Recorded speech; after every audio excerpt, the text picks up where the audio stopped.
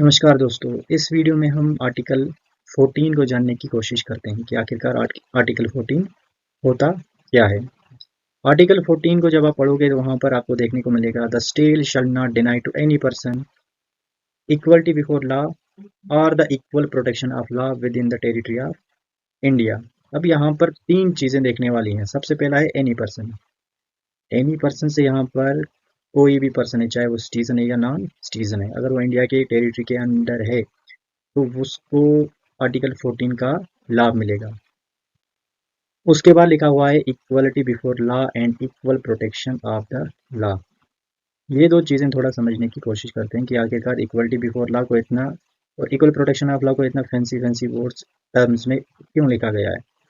पहले जानेंगे equality before the law क्या होता है।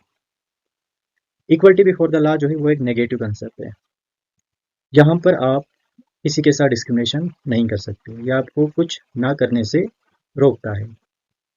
नेगेटिव कंसेप्ट इसलिए है because you have to treat everyone equally. यहाँ पर आपको सभी को सम्मान्यता से ट्रीट करना पड़ेगा, किसी के साथ भी डिस्क्रिमिनेशन नहीं कर सकते हो आप। अगर हम इक्वालिटी बिफोर लॉ की बात करें तो ये जो कंसेप्ट है ये हमने British concept of rule of law से लिया हुआ है। रूल ऑफ लॉ के ओरिजिनेटर थे sir Edward pope. Rule of law का मतलब क्या है? रूल ऑफ लॉ का सिंपल मतलब है कि लॉ के ऊपर कोई भी नहीं है। जैसे पहले के समय पर राजा महाराजा जो होते थे वो सबसे ऊपर हुआ करते थे, लेकिन लेकिन जो रूल ऑफ लॉ है उसके मुताबिक जो राजा है वो भी उसी लेवल पर है जिस लेवल पर एक छोटा सा सर्वेंट होगा, उसी लेवल पर होगा जिस लेवल पर एक प्राइम मिनिस्टर होगा। मतलब सभी को यहाँ पर लॉ के मुताबिक इक्वली ट्रीट किया जाएगा। कोई भी आदमी या कोई भी जो होगा लॉ के ऊपर नहीं होगा। अब जो रूल ऑफ लॉ है इसको थोड़ा अच्छे से प्रोफेसर एवी डाइसी ने बताया। क्या बताया? For achieving rule of law 3 principle must be followed which are as follow. अगर हमें रूल ऑफ लॉ को सच में अचीव करना है, हम ये चाहते हैं कि हमारी जो कंट्री है, हमारी जो सोसाइटी है उसमें रूल ऑफ लॉ के मुताबिक सभी चलें, तो हमें 3 प्रिंसिपल्स को फॉलो करना चाहिए। उनके मुताबिक जो पहला प्रिंसिपल है वो है supremacy of law, absolute supremacy of law as oppose to arbitrary power of the government. इसका सिंपल मतलब हुआ कि जो लॉ है वो सबसे सुप्रीम है, लॉ के ऊपर कोई भी नहीं है। उसके बाद जो दूसरा कंसेप्ट है वो है equality before law. No one is above the law, everyone is bounded to obey the same law. चाहे वो राजा है, चाहे वो प्राइम मिनिस्टर है, चाहे वो छोटे से छोटा सर्वेंट ही क्यों ना हो, वो उस लॉ के ऊपर नहीं है। हर एक किसी को लॉ को ओबे करना पड़ेगा। हर कोई बाउंडेड है लॉ से। जो अगला उन्होंने प्रिंसिपल बताया वो बताया प्रीडोमिनेंस ऑफ लीगल सिपरेट। इसका सिंपल ये मीनिंग है कि इस प्रिंसिपल के हिसाब से जो कॉन्स्टिट्यूशन है वो ओरिजिनेट हुआ है ऑर्डिनरी लॉ से। जो कॉन्स्टिट्यूशन हमारे पास आया है वो किससे आया है? ऑर्डिनरी लॉ से आया हुआ है। जो रियल सोर्स है इंडिविजुअल के राइट का वो कॉन्स्टिट्यूशन नहीं, बल्कि वो क्या है? वो रूल्स है जो डिफाइन करता है कोर्ट। मतलब कोर्ट ने जो रूल्स डिफाइन किए हैं वही एक रियल सोर्स होगा एक इंडिविजुअल के राइट्स का, ना कि कॉन्स्टिट्यूशन होगा। ठीक है, इस लॉ के but but this concept is not applicable in India. हमारी कंट्री में ये जो तीसरा प्रिंसिपल है ये एप्लीकेबल नहीं होता है because of our written constitution.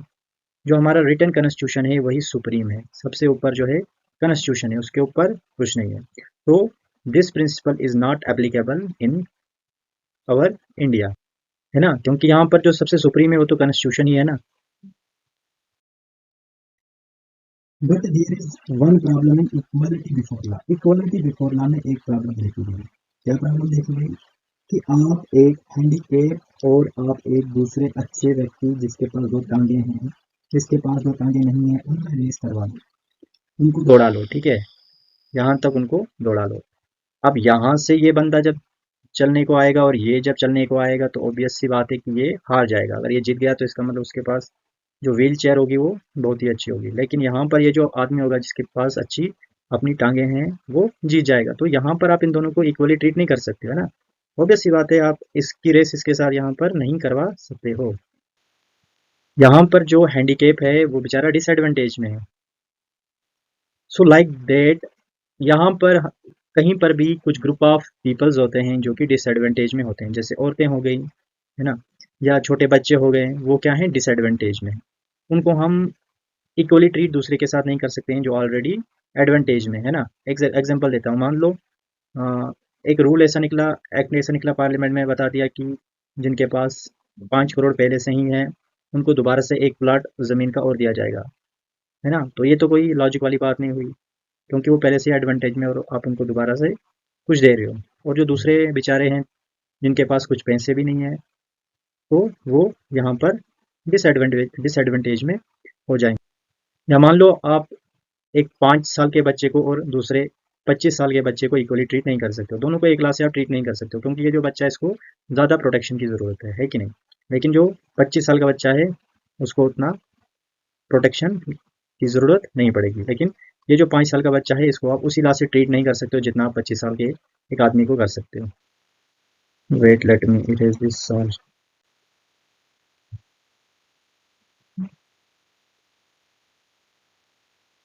तो यहाँ पर ये जो कंसेप्ट है, ये कंसेप्ट कहलाता है इक्वल प्रोटेक्शन ऑफ लॉ। ठीक है, ये कंसेप्ट क्या कहलाता है, इक्वल प्रोटेक्शन ऑफ लॉ कहलाता है। अब यहाँ पर याद रखने वाली बात है कि ये जो कंसेप्ट है ये हमने अमेरिका के 14th अमेंडमेंट से लिया हुआ है, 14th amendment of USA constitution से लिया हुआ है। This concept is positive concept, और जो पीछे हमने पढ़ा था इक्वलिटी बिफोर लॉ, वो जो है वो नेगेटिव कंसेप्ट है। दिस इज इंपॉर्टेंट, याद रखना, दिस इज पॉजिटिव कंसेप्ट, और पिछला जो हमने पढ़ा वो है नेगेटिव कंसेप्ट, बिकॉज वो आपको कुछ ना करने से रोकता है। Like should be treated like, alike should be not be treated like. यहाँ पर लाइक वाले बंदों को, जो एक समान है, उनको हम उसी समान से ट्रीट करेंगे, जो लेकिन जो उस लाइक नहीं है उनको हम उनके लाइक ट्रीट नहीं करेंगे जो पहले से ही अच्छे हैं। ठीक है, यहाँ पर ये जो डिस्क्रिमिनेशन हम कर रहे हैं, यहाँ पर डिस्क्रिमिनेशन अलाउड है, लेकिन ये डिस्क्रिमिनेशन आर्बिटरी नहीं होना चाहिए, ये रीजनेबल होना चाहिए। इसका कोई बेसिक ग्राउंड होना चाहिए जिसके ऊपर हम ये डिस्क्रिमिनेशन कर रहे हैं। वो जो डिस्क्रिमिनेशन है वो रीजनेबल होना चाहिए, ना कि आर्बिटरी होना चाहिए। इक्वलिटी बिफोर लॉ में क्लास लेजिस्लेशन एलो नहीं किया जाता है। Class legislation is not allowed. Class legislation is that which make an improper discrimination by conferring particular privilege upon a class of person arbitrarily selected from a large number of person। अगर आप improper discrimination करते हो, आपका जो गोल है वो equality नहीं है, आप अपने से कुछ भी करके इस डिस्क्रिमिनेशन कर रहे हो, या किसी ग्रुप ऑफ पीपल्स को आपने कुछ प्रिविलेज दे दिया, आपने किसी ग्रुप ऑफ पीपल को क्या कर दिया, प्रिविलेज दे दिया, लेकिन आपके वो ग्राउंड्स क्लियर नहीं है, आपका एम क्लियर नहीं है कि आपने किस बेसिस पर वो डिस्क्रिमिनेशन किया है, किस बेसिस पर आपने उनको प्रिविलेज दिया है। तो इस तरह का क्लास लेजिस्लेशन जो आप कर रहे हो, ये इक्वल प्रोटेक्शन ऑफ लॉ में एलो नहीं किया जाएगा। और यहाँ पर साफ साफ दिख रहा है कि आप जो डिस्क्रिमिनेशन कर रहे हो वो कोई रीजनेबल डिस्क्रिमिनेशन नहीं है, वो आर्बिटरी डिस्क्रिमिनेशन आप कर रहे हो। तो this is not allowed in equal protection of law, this is positive concept. ठीक है, तो यहाँ से दूसरा जो आता है वो है रीजनेबल क्लासिफिकेशन। आप यहाँ पर क्या कर सकते हो, रीजनेबल क्लासिफिकेशन कर सकते हो on the basis of intelligence differential, मतलब इंटेलिजेंट रीजन फॉर क्लासिफिकेशन आपके पास होनी चाहिए। आप यहाँ पर क्या करोगे, आप रीजनेबल क्लासिफिकेशन में क्या करोगे, जो अनइक्वल्स हैं, अनइक्वल्स को आप प्रिविलेजेस देना स्टार्ट कर दोगे, ताकि वो इक्वल्स के बराबर आ जाए, ताकि वो उस लेवल पर आ जाए जहाँ पर बाकी लोग खड़े हुए हैं, क्योंकि वो अनइक्वल है तो आपको उसको ट्रीट करना है ताकि वो कहाँ आ जाए, उसी लेवल पर आ जाए जहाँ पर इक्वल्स है। तो यहाँ पर आपका जो एम है वो दिख रहा है, हमारा एम यहाँ पर क्या है, इक्वलिटी का एम है। ऊपर हमने क्लास लेजिस्लेशन में देखा कि यहाँ पर हमारा कोई भी एम नहीं था, यहाँ पर हमने इम्प्रॉपर डिस्क्रिमिनेशन किया था, but this is reasonable classification. यहाँ पर हमारा एम सेट है कि हमें क्या करना है, इक्वलिटी लानी है, हमने अनइक्वल्स को बराबर लाना है ताकि इक्वलिटी हर जगह पर बनी। और जहाँ पर जो आप डिस्क्रिमिनेशन करोगे वो रीजनेबल है या रीजनेबल नहीं है, वो रीजनेबल है या आर्बिटरी है, वो डिपेंड करेगा जुडिशरी के ऊपर। जुडिशरी उसको देखेगी, जुडिशरी डिसाइड करेगी जो आप इक्वल प्रोटेक्शन ऑफ लॉ में क्लासिफिकेशन कर रहे हो क्या वो रीजनेबल है या नहीं है, वो डिसाइड करेगा आपका जुडिशरी।